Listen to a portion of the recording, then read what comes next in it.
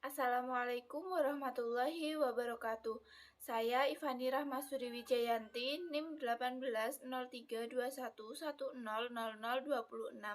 Di sini saya akan menjelaskan mengenai tugas dari mata kuliah Strategi dan Kebijakan Bisnis, yaitu mereview jurnal dengan judul Strategi Pengembangan Agribisnis Jagung di Indonesia. Jurnal Sosial Ekonomi dan Kebijakan Pertanian, volume 15 halaman 43 sampai 66, tahun jurnal yaitu 2017. Dengan penulis jurnal yaitu Risma Aldila dan reviewer saya sendiri Ivani Rahmasuri Wijayanti pada tanggal 29 Agustus 2021. Yang pertama yaitu tujuan penelitian. Penelitian ini bertujuan menganalisis faktor internal dan eksternal agribisnis jagung serta menentukan strategi prioritas dalam agribisnis jagung. Yang kedua yaitu subjek penelitian. Subjek dari penelitian ini yaitu petani, pedagang, peneliti bidang pakan ternak, dan Kementerian Pertanian. Yang ketiga yaitu metode penelitian. Data yang digunakan dalam penelitian ini yaitu data primer berupa data kualitatif dengan lokasi penelitian di Jakarta, Bogor, dan Karawang. Dan metode yang digunakan yaitu metode matriks SWOT dan matriks HSPM. Yang keempat yaitu hasil penelitian. Pada penelitian ini terdapat dua faktor yaitu faktor internal dan faktor eksternal. Di mana pada faktor internal yaitu terdapat kekuatan. Yang pertama terbentuknya sentra produksi jagung di Jawa. Yang kedua keragaman potensi sumber daya dan kondisi iklim daerah Jawa. Yang ketiga informasi tentang keragaman produk jagung yang tersedia di pasar global akan cepat tersebar. Yang keempat, produk olahan jagung telah memberikan pilihan yang semakin banyak bagi masyarakat Indonesia. Yang kelima, Indonesia mempunyai keunggulan komparatif sebagai negara agraris dan maritim. Yang keenam, pakan jagung adalah pakan yang paling banyak diminati oleh unggas. Yang ketujuh, produksi pakan unggas dari jagung mudah dilakukan pengolahannya. Yang kedelapan, penjualan pakan unggas dari jagung lebih cepat. Yang kesembilan, banyak manfaatnya mulai dari bongkolnya hingga buah jagungnya. 10 yaitu jagung sumber serat, energi, dan dapat menjadi makanan pokok pengganti beras. 10. Jagung sumber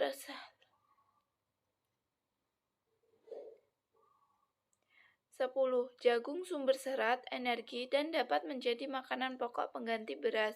11. Pengolahan lahan dan hasil tanaman jagung relatif mudah. 12. Panen jagung relatif cepat dan panen jagung bisa mencapai 3-4 kali per tahun. 13. Lebih menguntungkan dijual ke tengkulak. 14. Motivasi petani tinggi dalam melakukan budidaya jagung. 15. Komitmen pemerintah daerah dalam mendukung agribisnis jagung cukup baik. 16. Terdapat ketersediaan lembaga pendukung. 17. Dukungan kebijakan pemerintah setempat dalam mendukung agribisnis jagung. Yang selanjutnya yaitu faktor internal kelemahan. Yang pertama, pendapatan usaha tani jagung masih rendah. Kedua, luas lahan rata-rata cenderung sempit. Ketiga, nilai tambah dari pemanfaatan keunggulan komparatif jagung masih kecil. Keempat, pertumbuhan produksi jagung berjalan lamban. Kelima, kapasitas produksi jagung nasional semakin terbatas. Keenam, lahan yang sempit tidak memungkinkan petani untuk memperoleh penghasilan yang layak. 7. Biaya bahan bakar pada produksi jagung untuk unggas relatif tinggi. 8. Persepsi mengenai jagung sebagai sumber energi dan bisa dijadikan sebagai makanan pokok pengganti beras sudah ditinggalkan. 9. Pasokan pakan unggas dari jagung masih sangat rendah. 10. Mudah ditumbuhi jamur yang memproduksi alfa toksin yang dapat menyerang hati unggas dan menyebabkan kematian.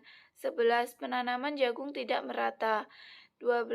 Biaya produksi usaha tani jagung relatif tinggi. 13. Diperlukan pengolahan lahan dari awal. 14. Sering diserang hama putih dan wereng yang sulit diberantas. 15. Akses petani terhadap informasi pasar terbatas.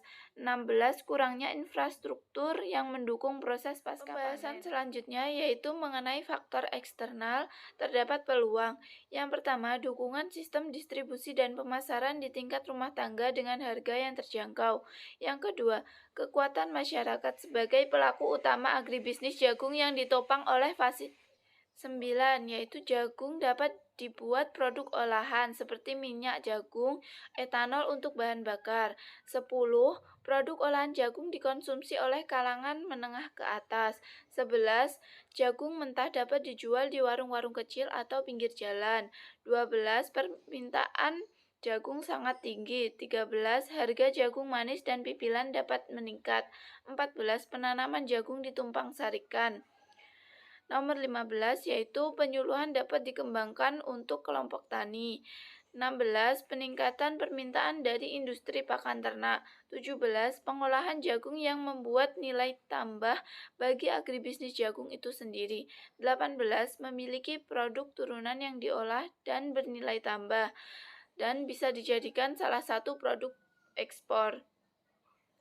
Yang selanjutnya yaitu faktor eksternal ancaman. Yang pertama, Indonesia menjadi sasaran pasar bagi produsen pangan luar negeri. Yang kedua, Indonesia belum memiliki kemampuan bersaing di pasar internasional. Yang ketiga, semakin terbatasnya dan tidak pastinya penyediaan air untuk produksi pangan. Yang keempat, rusaknya sekitar 30% prasarana pengairan di Indonesia. Yang kelima, persaingan pemanfaatan sumber daya air dengan sektor industri dan pemukiman. Yang keenam yaitu petani mengalami keterbatasan aksesibilitas terhadap sumber permodalan, teknologi, dan sarana produksi. Yang ketujuh, sulit meningkatkan efisiensi dan produktivitas tanpa difasilitasi pemerintah. Kedelapan, sulitnya memberikan insentif kepada petani secara efektif. Kesembilan, prasarana distribusi darat dan antar pulau yang menjangkau seluruh wilayah konsumen belum memadai. Kesepuluh, kelembagaan pemasaran jagung belum mampu berperan baik. 11. Tidak terjaminnya keamanan jalur distribusi serta adanya pungutan resmi dari pemerintah. 12. Jumlah penduduk yang semakin besar akan berpengaruh pada pola konsumsi pangan, yang akan membebani upaya pemantapan ketahanan pangan secara berkelanjutan. 13. Program peningkatan penyediaan pangan selama ini difokuskan kepada beras. 14. Pengetahuan masyarakat mengenai pola konsumsi pangan dan gizi masih terbatas. 15. Tuntutan permintaan dari konsumen terhadap kualitas jagung. 16. Pasar yang dihadapi petani cenderung bersifat monopsoni atau oligopoli. 17. Harga jagung berfluktuasi. 18. Jagung memiliki nilai impor yang masih besar sehingga harganya relatif tinggi. 19. Pestisida yang tersedia terlalu banyak pilihan. 20. Informasi mengenai usaha tani jagung yang dimiliki petani relatif rendah. Berdasarkan faktor internal dan eksternal, terdapat strategi, yaitu yang pertama strategi strength, opportunity atau kekuatan dan peluang. Yang pertama yaitu S3, S4, O8 dan O12, di mana strategi ini yaitu pengembangan konsumsi pangan beragam, bergizi dan berimbang atau diversifikasi pangan. Yang kedua yaitu S2, S6, O7 dan O20, yaitu pengembangan agribisnis jagung yang berdaya saing, berkerakyatan, berkelanjutan dan terdesentralisasi. Yang ketiga yaitu S1, S7, S8, S9, S10, S11, S12, S13, S15, O9, O10, O11, O13, O14, O16, dan O17. Yang terakhir yaitu S5, S16, S17, S18, O3, dan O4, O5. Strategi kedua yaitu WO atau Weakness Opportunity, kelemahan dan peluang. Terdapat 3, Yang pertama yaitu W2, W5, W6, W11, O2, dan O9. Yang kedua W15, W16, O2, O6, dan O7.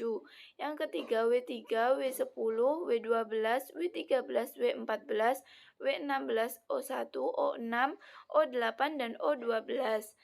Nah, yang ketiga yaitu strategi strength dan threat. Yang keempat atau yang terakhir yaitu strategi weakness dan threat. Berdasarkan strategi tersebut, maka didapatkan alternatif strategi dengan matriks SWOT dan matriks HSPM, yaitu terdapat 3. Yang pertama, strategi prioritas pertama, yaitu pengembangan agribisnis jagung yang berdaya saing, berkerakyatan, berkelanjutan, dan terdesentralisasi. Yang kedua, yaitu strategi prioritas kedua, peningkatan efektivitas dan kualitas kinerja pemerintah dalam memfasilitasi masyarakat dalam agribisnis jagung. Yang ketiga, yaitu strategi prioritas ketiga, peningkatan penghasilan dan daya beli masyarakat terhadap pangan melalui pemberdayaan ekonomi kelompok masyarakat dalam mengembangkan diversifikasi usaha di pedesaan, baik vertikal maupun horizontal, dan pengembangan sarana dan prasarana distribusi untuk meningkatkan keterjangkauan masyarakat rawan pangan. Pembahasan kelima yaitu dasar teori yang digunakan. Yang pertama, Agustian 2014 mengatakan bahwa komoditas jagung secara nasional memiliki daya saing yang baik, ditunjukkan oleh indikator keunggulan komparatif dan keunggulan kompetitif yang kurang dari 1. Yang kedua, menurut Ma'arif dan Tanjung 2003, peramalan kualitatif adalah peramalan yang didasarkan pada intuisi dan pengalaman empiris, sehingga bersifat subjektif. Yang ketiga yaitu hasil analisis strategi alternatif yang diperoleh dianalisis kembali dengan menggunakan matriks HSPM untuk menentukan strategi terpilihnya berdasarkan tingkat kepentingan dalam suatu nilai daya tarik di setiap faktor-faktor internal dan eksternal. David 2004. Pembahasan keenam yaitu mengenai komentar terhadap artikel. Menurut saya, penjelasan mengenai penelitian pada artikel atau jurnal sudah jelas, namun penyampaiannya sedikit bingung karena tidak disertai dengan gambar kuadran untuk matriks SWOT. Mungkin itu saja yang dapat saya sampaikan mengenai tugas dari mata kuliah Strategi dan Kebijakan Bisnis. Kurang lebihnya saya mohon maaf. Wassalamualaikum warahmatullahi wabarakatuh.